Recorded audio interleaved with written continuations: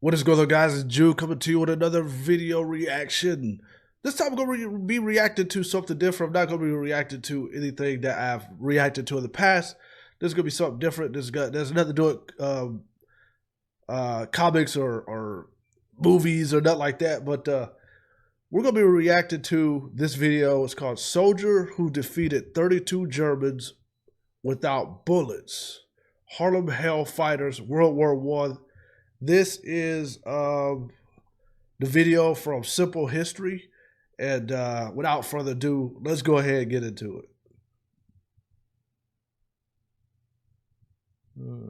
Private Henry Johnson, a Harlem Hellfighter.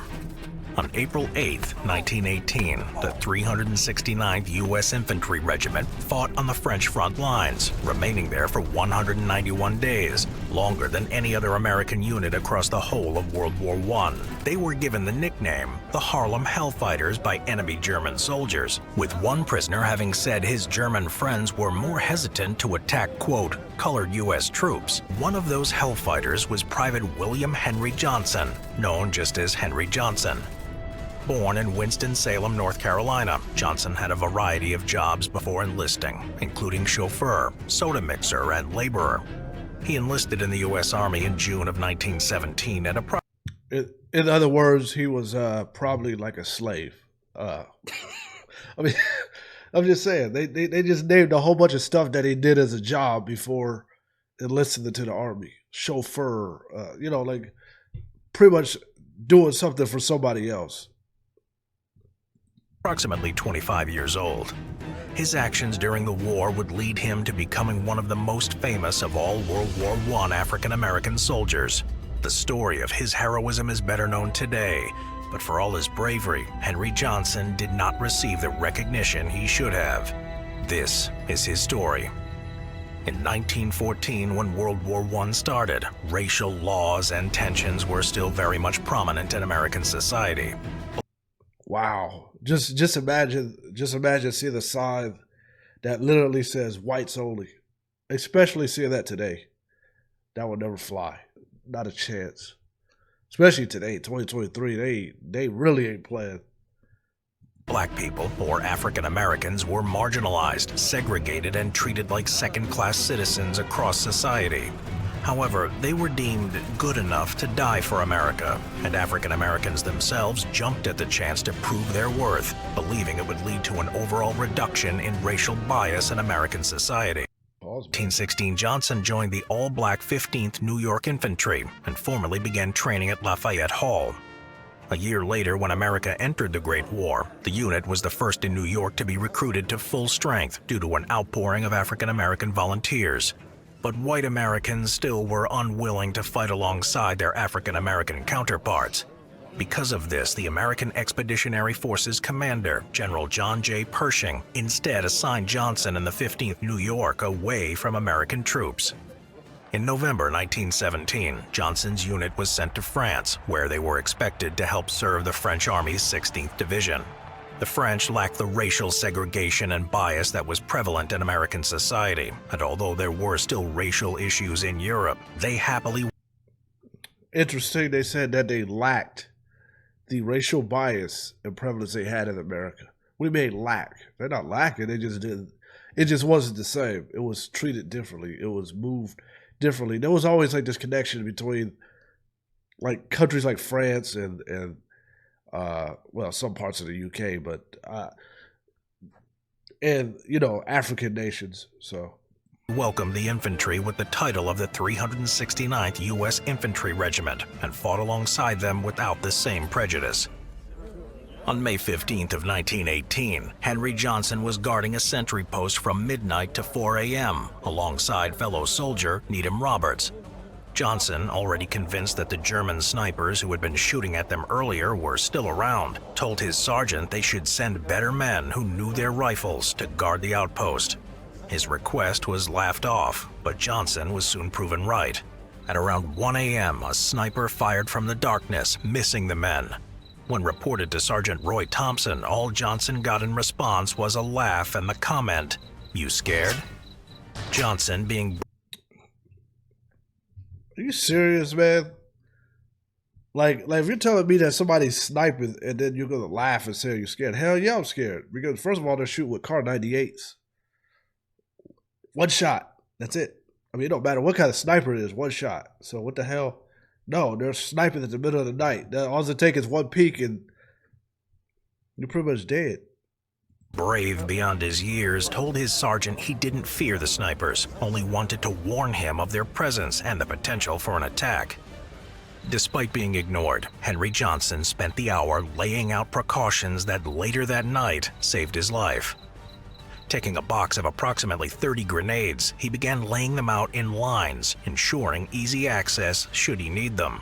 And he definitely did need them. Less than an hour later, at what Johnson estimates as 2 a.m., he heard the telltale sound of wires being cut and immediately knew a German attack was imminent. Straight away, he tells his comrade Needham to run and tell the lieutenant before throwing his first grenade at where he thought the German soldiers were about to attack from. Somewhere in the confusion, Needham was badly wounded in the hip and arm by a German grenade. Henry told his companion to keep his nerve before instructing him to lie in the trench and hand Johnson grenades so that he could keep the German soldiers at bay. From his position, Johnson continued to lob grenades at the emerging German soldiers, taking plenty of hits in return.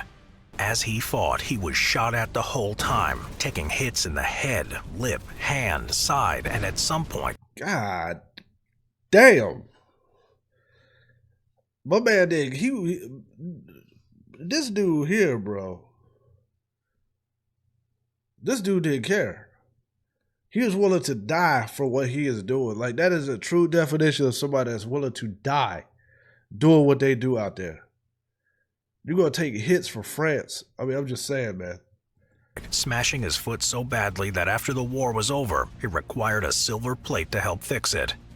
But bullets, injuries, and an unknown number of enemy soldiers wasn't enough to stop Johnson. Surrounded by soldiers, Johnson kept throwing grenades until eventually he had none left. Undeterred, he immediately began shooting his rifle instead, which worked for a while until Johnson tried to put an American cartridge clip in his French-assigned rifle, causing it to jam.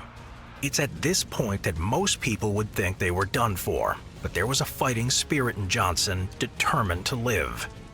Swinging with wild abandon, he began using his rifle as a club instead, jumping into the fray and hitting German soldiers wherever he could reach as they helplessly tried to rush the one-man machine. Not content with his club... Bro, if they don't make a movie on this guy, if they don't make a movie on this dude right here, this shit is crazy. Johnson then reached for his bolo knife and started slashing through the air, later saying, "Each slash meant something, believe me." The remarkably modest Johnson later reported there wasn't much to it, but it's unlikely many people could hold off a whole swarm of German soldiers the way he managed. He was still fighting an hour later when help arrived, beating the German soldiers back. The next morning, the true extent of what Johnson had done was revealed. The American regiment found 4 dead German soldiers and evidence of somewhere between 12 and 32 more injured or dead. There were 38 bombs found among dropped bayonets, rifles, and revolvers. "Just fought for my life. A rabbit would have done that," was all the modest Johnson said on the whole attack later. Woo! Imagine that. Especially if you survive. Imagine that. The Germans, on the other hand, would have been forgiven for thinking they were fighting a regiment, not just one incredibly brave man who was determined not to die. It didn't take long for stories of the incredible exploits of Needham and Johnson to make it home to America.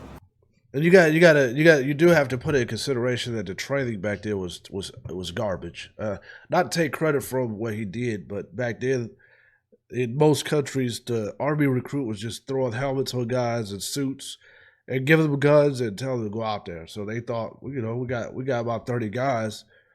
We're just going to come and charge in and do what we do. And lack of skill, but not saying that he had skills. I mean, he definitely had skills, but back then it was definitely like a different today. Like that wouldn't fly today. Like one guy's not going to, you know. That guy ended up being a hostage today, so. Earning Johnson the nickname, the Black Death. In France, Johnson became the recipient of the country's military's highest award, the Croix de Guerre. He was the first American to do so. Tragically, America itself was not so kind. Despite what Johnson had done and the way the papers lauded him, he didn't receive the recognition he deserved. When news of his exploits were reported back home in the States, it was by white journalists who, in the same breath as calling him and Needham first-class American heroes, would also refer to African people as, quote, savages or demoniac. Famously, the Battle of Henry Johnson, as it was Yeah, very unfortunate. Very unfortunate right there. Very unfortunate.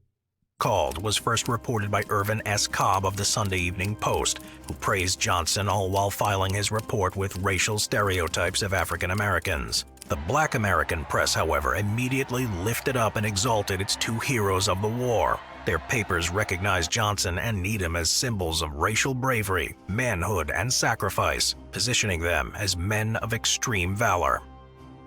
On July 5th, the New York 15th Women's Auxiliary honored Henry Johnson's wife and the parents of Needham Roberts, organizing a ceremony at Harlem Casino that over 2,000 people attended. That's well deserved. Well deserved, man. Praise for their actions was bestowed by President Wilson, the governors of New York and New Jersey, and the Secretary of War. For one glorious moment, African Americans thought this could be the turning point of racial relations in the U.S. But it was not to be. By the end of the war, a mere few months later, anti-African American sentiment was at an all-time high. Johnson returned home a severely wounded, disabled soldier. He seemingly received no acknowledgement for his acts of bravery and self-sacrifice, and was discharged from the military due to his extensive injuries. Wow. Although it's unclear whether or not he received a disability pension, it's unquestionable his time in the war affected him. Unable to hold down a job due to his injuries, he soon turned to drink. Not long later, his wife left him, taking their 3 sons with her. And tragically, Johnson died not long later in 1929 from myocarditis, a result of his injuries during the war.